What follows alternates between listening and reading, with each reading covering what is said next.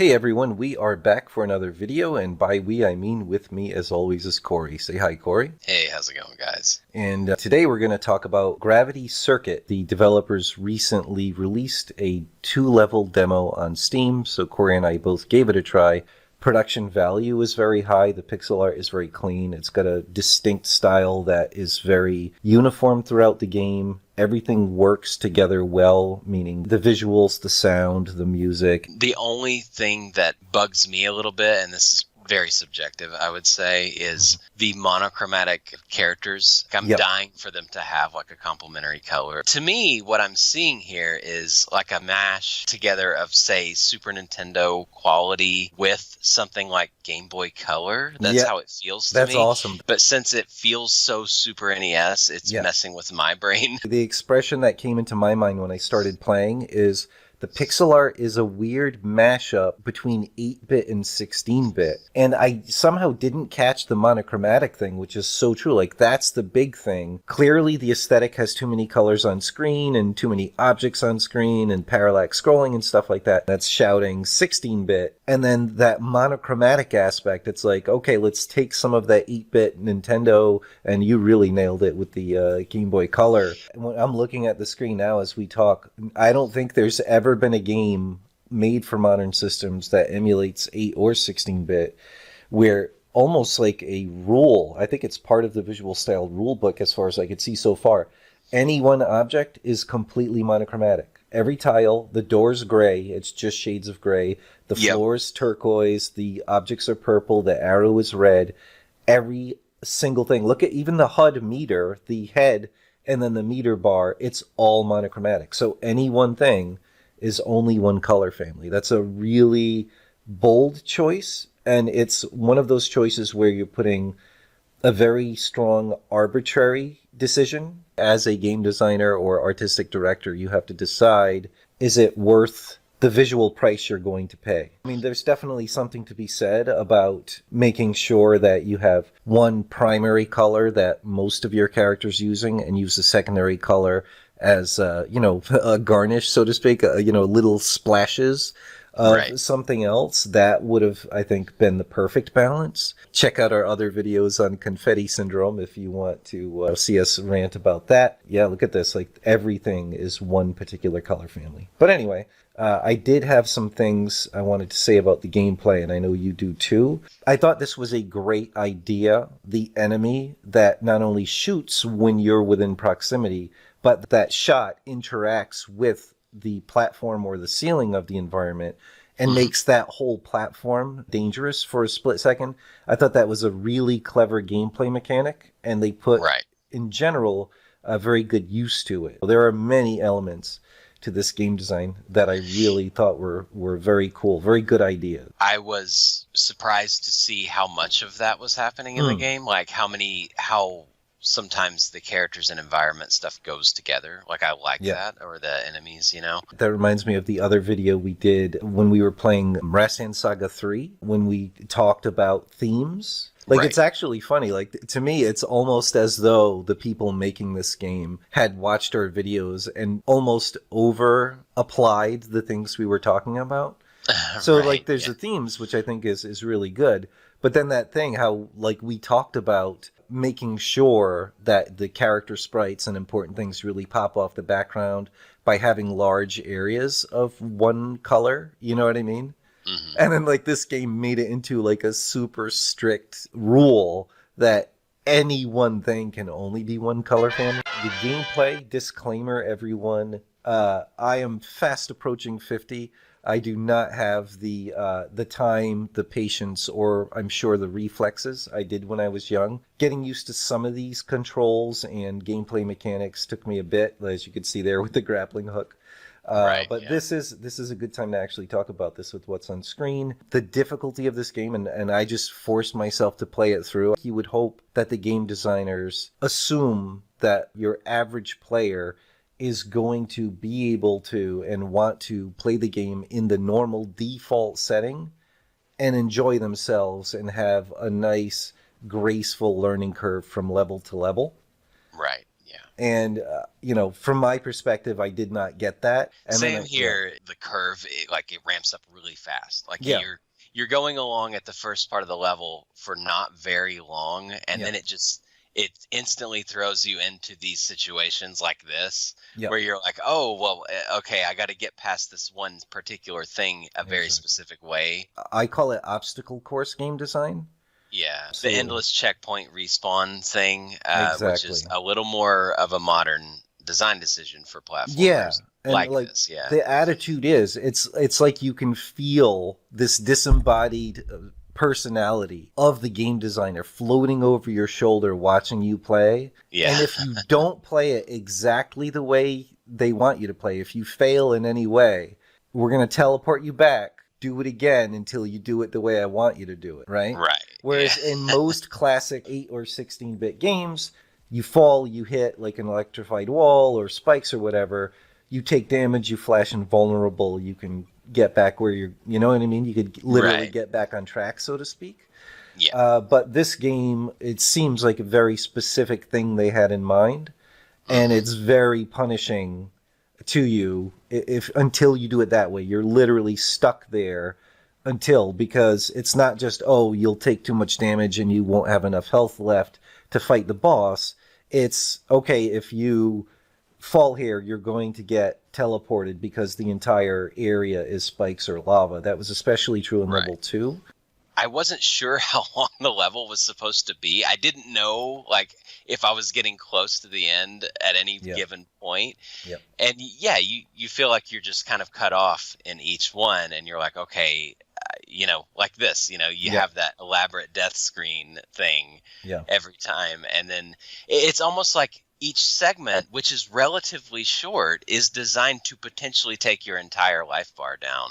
Yeah. And make it to where you can't even progress, because even if you squeak by that section with a couple of pieces of health, you're definitely going to die in the next one, and then have to restart that one before you even get a chance. So there's this mechanism. You hit the spikes. You don't actually die. It takes a pretty big chunk of your health bar, but it breaks you up into energy balls and puts you back at the nearest platform that you landed on, right? So which is usually right before this latest bit of obstacle course that you must do the way they intend. Right. And so there's the mini constant restarts until you get that little piece done, but then you can end up being thrown back much farther once you lose that entire life. So it can become an extreme exercise in frustration and repetition, which in my opinion on a normal difficulty setting is probably not. This game could be made for super hardcore gamers and stuff like that. Or I could be just too old and impatient and my reflexes could be shot now. But it's probably somewhere in between. The other thing that we've talked about in the past with videos, especially in regard to the game we're working on, Damon Claw, this game and the other game we played in a previous video, Cyber Shadow, really have me paranoid that I'm going to fall into what I perceive to be a really big trap in game designers, and I'm going to call it God syndrome. You just become so good at playing your own game while you're developing it, you have no reliable impression yourself of how difficult and how frustrating you're making the game. You think, oh, it's so obvious what you need to do because you designed it and you know what you're supposed to do. Right, yeah. I really think every one of these obstacle course segments that they designed are very nicely designed. It's just that because they give you no room for error, literally, no, that wasn't good enough, you have to redo it if you take any damage during that obstacle course. Because of that, combined with these super narrow timing windows, which is completely unnecessary unless you want it super difficult, it might not be the case. They just might be so good at playing their own game that they feel like, oh, this is easy, what are people complaining about? That's the other element of God syndrome. You can get into kind of huffing your own farts mode where you're just like, no, any criticism is like, no, they just need to get good. We went through this ourselves with Damon Claw a little bit, like testing, the level 1 boss and things like that, where it's like, I would see something that you didn't because you had played it a million times. So we were fully aware that this can happen easily. And maybe that's why this demo's out. People testing the game and giving feedback can go a long way towards mitigating these problems. And I've got to say, I really liked the grabbing mechanic and throwing enemies into each other. It's a great idea. It's a great mechanic. It's mostly pulled off very well. The one thing that bugs me about it is you have to use that grappling weapon. It's your only ranged attack, at least so far as I know. Mm-hmm. But it automatically grabs the enemy when you give it the killing blow. But if you've not held the button down while you're delivering the killing blow, your character immediately just grabs it and throws it. So you have no control of it. And for a while there, several times during the game, I couldn't tell what just happened, and it was almost like I got hit because your whole character recoils a little bit with the throw move. Yeah. So you can't do anything for a split second, and your body kind of shifts position by a few pixels, it drifts backwards or something. So it kind of feels like you're getting hit or losing control of your character. And I would say if they could have designed it in a way where grabbing the thing was more intent, like if you shoot out your grappling hook by just pressing the button and that was the killing blow, don't make it automatically grab the enemy and bring it back to you. Make it so that happens if you're holding the button. And that way, the player never accidentally does stuff they don't want to do. And the bigger problem in that same regard is by default, it's double tap forward to dash. And in a game where you have super tight timing requirements for the platforming, especially in level 2, you'll see it later, where you have to very quickly get yourself to a specific edge of a moving platform, a lot of times people are going to be double tapping quickly just to nudge themselves quickly to the edge. Instead, they're going to run off into lava. Doing something, again, they don't want to do. It's almost like, and I don't know if this is supposed to be the actual level 1 of the final game. Yeah, we don't know. But if it is, it makes you really learn and redo every single mechanic and level design idea all in one level. It's almost like this feels like 3 levels or something, difficulty wise as it ramps up, but you're doing everything at once, and it's almost like too many things put together. This can again get into that kind of God syndrome of game design, where you start developing a game, you get the core gameplay mechanic in, you get really used to it, you get God level skill at doing that. And then you get bored of your level design and you come up with another cool idea that might very well be really cool and might make the game exciting and fun for you again. But then you could start adding too many things, especially into the early levels, and really not only break the difficulty curve, but also give the player time to learn one thing at a time and make it muscle memory. If you pile everything on them all at once, that's going to break that learning curve and potentially lead to frustration. This game, the way it is, if I had the reflexes and the patience and the time, like I did back when I was a teenager, I think I could get huge enjoyment out of this game because the mechanics are good, the controls are really solid. I think everything is very smartly designed. I think worst case scenario, they just kind of fell into God syndrome so far, and maybe all they need is feedback from people saying, hey, this is too hard. But ideally, it's too easy to dismiss. Like I said, if you fall into that huffing your own fart problem, it's too easy to say, oh, the people complaining, they just need to get good. They're just, not used to playing hardcore style games and stuff like that. One thing I wanted to mention about this little section here, those lasers down there confused me. It seems redundant. Because there's already a spike pit, and I noticed that when you touch the laser, it does the exact same thing as the spike pit.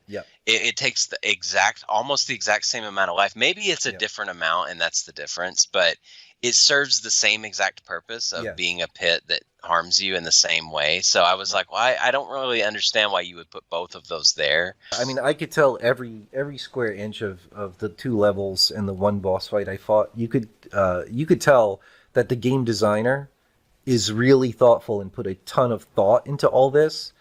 Thought isn't what is lacking. It's Right. probably feedback from fresh players. Everything could be exactly the way it is, but just ease up on that timing. This game throws so many possible moves at you, and so many different kinds of threats at the same time and stuff. It once you're used to all of it, it would take a long time. But unfortunately, a lot of people are going to get too frustrated and discouraged. They're going to have spent so much time redoing segments of level one instead of enjoying level one and learning as they go. I think a huge Yeah. amount of the people are going to abandon the game before they can ever really enjoy it. And I just remembered one more point going back to that thing about gameplay input right now in this game, and I would actually consider this a bug. You should not program it so that you can wiggle back and forth left and right and it will trigger the run. In other words, you should have to tap a direction, let go, and then tap that direction again to run. If you tap left, then right, then left, that should not trigger the run because clearly you want to like quickly turn around and do something, maybe to attack an enemy, maybe to position yourself on a platform. I've played so many high quality like AAA, 8-bit Nintendo, Super Nintendo, Genesis games with very similar level design with great platforming where you can tell when you first play, wow, once I get good at this and figure out the timing, I'll be able to do this so smoothly and feel really good about it. You know, have a real strong sense of skill and accomplishment. But it doesn't force you to do that the first time you play through. You could take some damage, suck it up, and keep going. You know what I mean? And they give Yeah. you enough health pickups that you can do that. And then it's when you replay the game that you're having fun getting God level skilled at the game. You're not Right. forced to get God skill level of the game the first time you ever play the first level. Like, it's really well designed, it's really well programmed, but there are a couple of problems. Like, that goes right through. That drove me nuts. That nothing enrages me more in a game than bad visual communication to the player and arbitrarily invulnerable enemies. Yeah. Yeah. So the fact that when he should have been at his most vulnerable, this boss, while he's triggering these big beam sequences, he's just arbitrarily invulnerable. He's Right. standing there, he's like voguing or whatever, he's blinking a color, but that's it. And it like literally logistically, it's like, okay, he's distracted triggering this powerful thing that I have to dodge. Reward the player for dodging the thing and getting to him and smacking him in the face. But no, it's the opposite. You get to him. Maybe you take damage in the process, but either way, you get to him and you're swinging through air. And that's that, like, insult to injury is Right. that literally he's not just invulnerable and it has like a cool shield effect and you bounce off or take damage. No, your fists are just going through him. It's not giving you the right information artistically Yeah, look. speaking. Yeah. Once again, I just wasted my energy attack, my power attack, to try to attack him. It went through. I bounced off. I'm ducking and crouching. He's a sitting duck, posing. And look at me, look at me. Look, it's doing nothing to Yeah. his meter. Yeah. And then when he rolls into a ball, you're supposed to be hacking away at his meter when he looks like he'd be the most invulnerable. And the visual feedback when you do score hits on him are almost non-existent. You could see he flashes like yeah, like that's when he bounces around in that ball, that's when you'd think, okay, he's doing a big reaction to having getting hit. I need to wait for him to open back up before I volley. No, that's not the case. So there's some issues there, I think, some strong issues with communication that Right. make this drastic. And again, this is that God syndrome issue. The players, the people that designed the game, they know exactly what they're supposed to do. So they might not realize at all how backwards or confusing or not obvious a lot of this, like they programmed specific patterns, they designed specific patterns, but actually figuring out those patterns is a whole other thing, not being psychic and knowing what the designers had in mind. But, like, again, the quality is really good. This game has huge potential. This game designer, I think they're really thoughtful and they design really cool stuff. I just wish that the learning curve for this particular game, and this is just a demo, it very well, hopefully, they'll respond to feedback like this. I'm sure a lot of other people are complaining about the difficulty curve. This game could end up great, and I would gladly be one of the people to buy it, because if some of these things, like I could even tolerate the I think obstacle course thing yeah. if the timings weren't so insanely tight. I agree. Like, I don't think we would have noticed this game and wanted to talk about it if we didn't see the talent here. Like, there's clearly like something good going on, and I do like the music and everything. Like, it feels right. All right, I guess we will end it there, and thanks very much for watching.